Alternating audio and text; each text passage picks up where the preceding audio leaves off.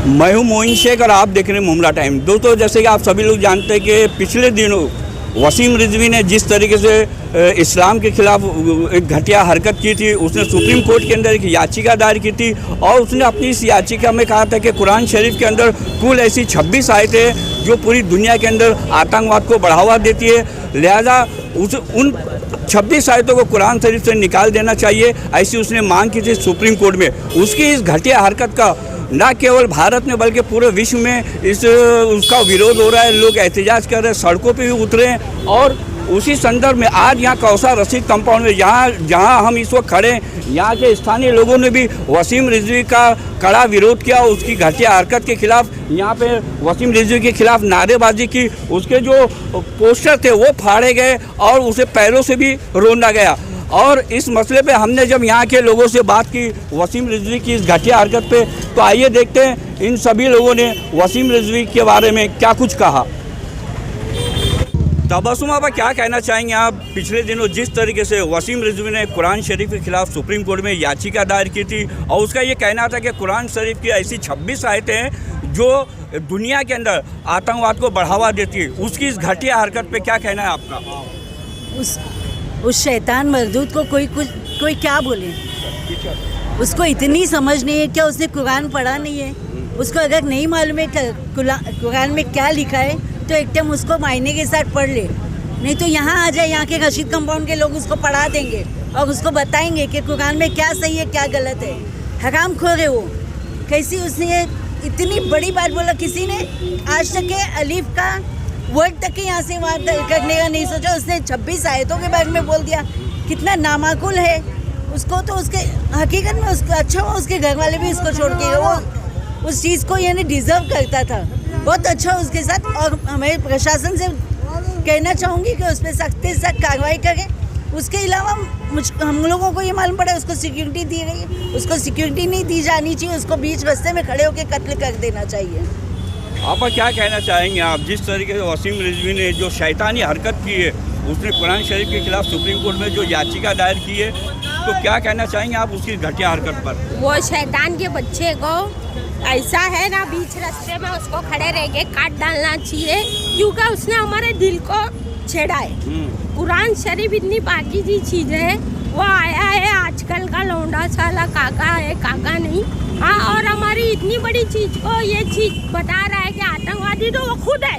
अरे खुद दिन दुनिया का अपने नहीं हुआ है तो वो क्या हमको आतंकवादी और ये चीज़ें सिखाएंगा क्या किसमें क्या और किसमें क्या नहीं है? वो खुद आतंकवादी है, क्योंकि वो अपने इस्लाम का नहीं हो सका। जो इस्लाम पे वो चला, उसका खानदान, उसका पीढ़ी चलते आई, उसका नहीं हो सका, तो वो हरामी खुद इस्लाम का नहीं हुआ तो वो हमको सिखाएंगा आतंकवादी क्या चीज़ है और काय में है काय में नहीं। वो खुद आतंकवादी। हाल ही में वसीम रिजवी का एक दूसरा वीडियो भी वायरल हुआ था, जिसके अंदर उसने लोगों से कहा था कि वो कुरान शरीफ के खिलाफ जिस तरीके से उसने सुप्रीम कोर्ट में याचिका दायर की है, जब तक का वो मामला चलता रहेगा वो उसके खिलाफ वो फाइट करता रहेगा, और अगर वो हारता है तो सुसाइड करने की, आत्महत्या करने की भी बात कर रहा है। हाँ, तो आत्महत्या तो नहीं, अल्लाह उसको कुदरती मौत दे, उसके जबान में कीड़े लगा के मौत दे कि हमारे इस्लाम के खिलाफ दोबारा कोई ना बोले। अल्लाह उसको ऐसी मौत दे, हमारी तो ये बद्दुआ है उसके लिए। प्लस हमारी कुरान शरीफ की जो बात किया है वो हमारा दिल है, हमारा दिल है, और हमारे अल्लाह का वो उतारा हुआ, हमारा अल्लाह का उतारा हुआ चीज़ है, वो हमारे नबी की सुन्नत है। वो चीज़ों को उसने लड़कारा है, और ये चीज़ें जो बोलता है बार बार कुरान के बारे में, तो उसको मौत का डर नहीं है।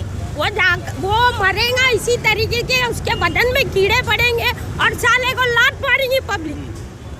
कासम भाई क्या कहना चाहोगे? वसीम रिजवी ने न केवल भारत के बल्कि पूरी दुनिया के करोड़ों मुसलमानों की जो धार्मिक भावना है उसको जिस तरीके से ठेस पहुंचाई है, उस बारे में आपका क्या कहना है? पहली बात तो ये है, कुरान पूरी दुनिया की एक ऐसी किताब है जो सबसे बेहतरीन गाइडलाइंस है, जिसको आज पूरा वर्ल्ड पढ़ता है। कुछ दिन पहले माननीय श्री अमिताभ बच्चन ने भी ये बात कबूल की थी कि मैं कुरान पढ़ता हूँ। सारी दुनिया के लिए एक गाइडलाइंस है। वसीम रिजवी ने शायद कुरान पढ़ा नहीं, और जहाँ तक मैं समझता हूँ कि अभी तक ऐसी किसी भी कोर्ट के अंदर कोई पेटिशन फाइल नहीं हुई है जिसको लेकर किसी भी धार्मिक किताब को कोई वर्ड्स या कोई आयत किसी भी चीज़ चीज़ को चेंजेस किया जाए। अब तक ऐसी कोई पिटीशन कहीं फाइल नहीं हुई है। ये पहला शैतान इब्लिस तरह ये जिसने जाकर के सुप्रीम कोर्ट के अंदर पिटीशन फाइल किया है, जो किसी भी तरह से पॉसिबल नहीं है, जिसके अंदर चेंजेस करने का कोई भी आयत चेंज करे ऐसा कोई कानून अभी तक तो बना नहीं है और आगे भी शायद बनेगा नहीं इंशाल्लाह। जिसको पूरी दुनिया पढ़ती है, लिखती है, समझती है, सोचती है कि कुरान है क्या चीज़। भाई क्या कहना चाहेंगे आप जिस तरीके से वसीम रिजवी ने जो घटिया हरकत की है और जिसका पूरी दुनिया के अंदर जो मुसलमान है उसका विरोध कर रहे हैं, क्या कहना चाहेंगे आप इस बारे में? मैं तो बोलना चाहूँगा वसीम रिजवी को मार दो, वसीम रिजवी को मार दो, वसीम रिजवी को मार दो, वसीम रिजवी को मार दो। तो वाहिद भाई क्या कहना चाहोगे आप जिस तरीके से विरोध हो रहा है, लगातार विरोध का सिलसिला पूरे देश में मतलब जारी है और मुमरा के अंदर भी इसका प्रोटेस्ट हो चुका है। आज भी यहाँ पे आप लोगों ने वसीम रिजवी के पोस्टर फाड़े, उसे पैरों तले रोंदा, तो क्या कहना चाहोगे आपकी उसकी इस घटिया हरकत पे? मोइन भाई, पहले तो काफ़ी दिनों से मामला चल रहा है और अब सोचने वाली बात ये कि आज हम लोग क्यों कर रहे हैं।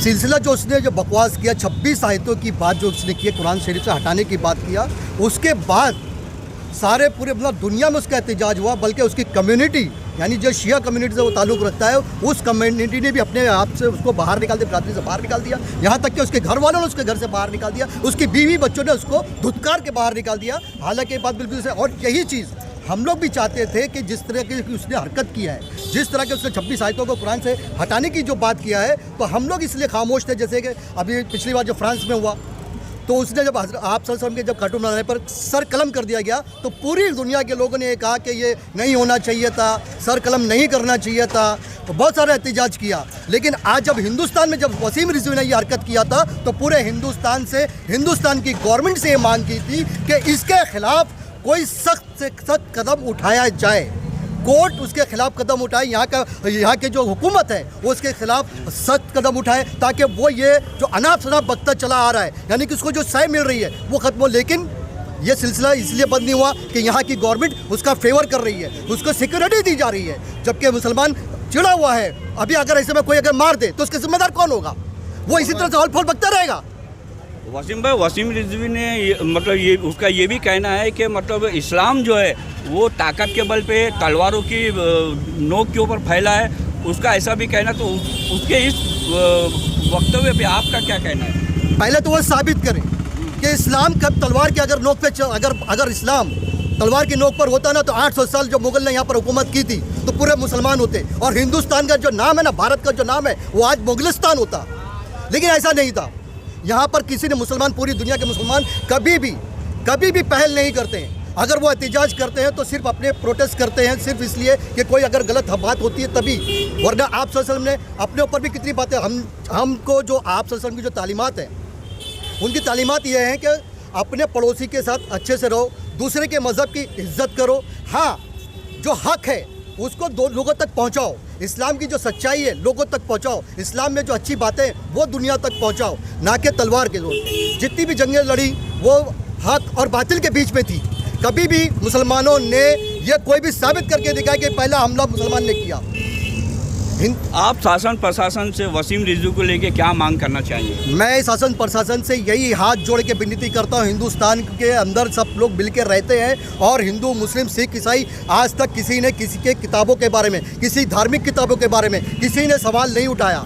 लेकिन आज जो ये राजनीति चल रही है और ये सिर्फ राजनीति के बल पर उनके यानी कि घमंड, उनको जो पीछे जो शायद दी जा रही है ना, सिर्फ राजनीति स्टंट किया जा रहा है, जो हिंदुस्तान को बदनाम भी कर रहे हैं, हिंदुस्तान के जो एकता है उसको तोड़ने की कोशिश कर रहे हैं।